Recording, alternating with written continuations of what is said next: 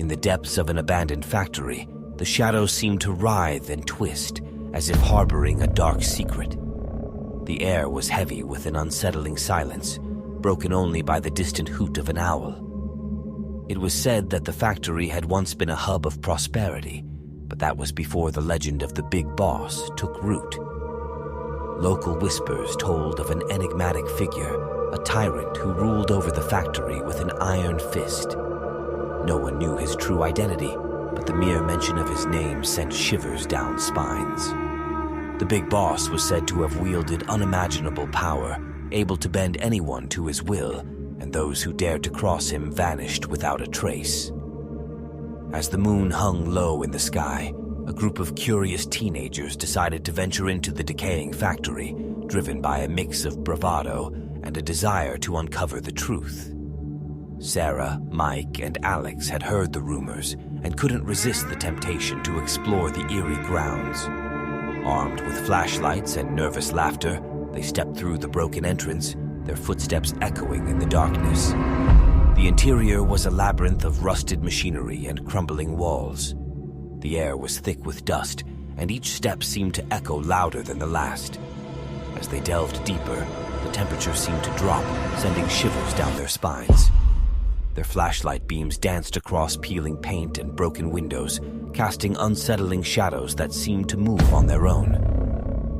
In the heart of the factory, they stumbled upon a room that sent a chill down their spines.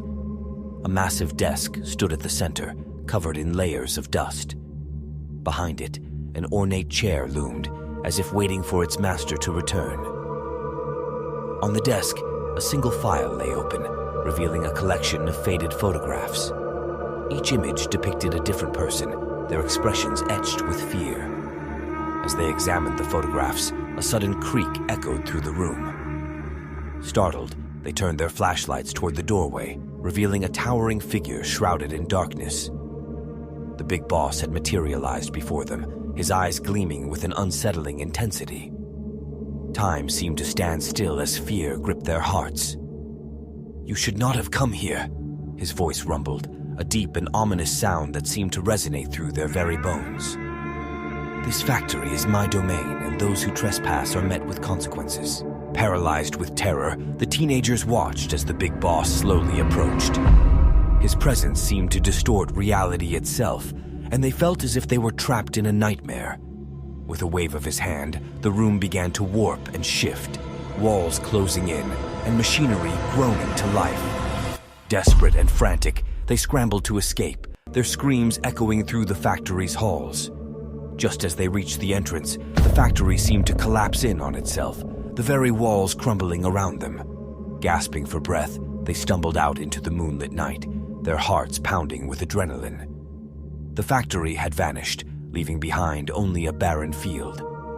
From that day on, the legend of the Big Boss grew even darker. No one knew the fate of the brave teenagers who had dared to uncover his secrets. Some said they were trapped in a twisted dimension, forever tormented by the enigmatic figure. Others believed they had become part of the factory's haunting, their souls forever bound to its cursed grounds. And so, the abandoned factory stood as a chilling reminder of the horrors that lay hidden beneath its walls, a testament to the power of the Big Boss and the terror that he brought upon those who dared to cross his path.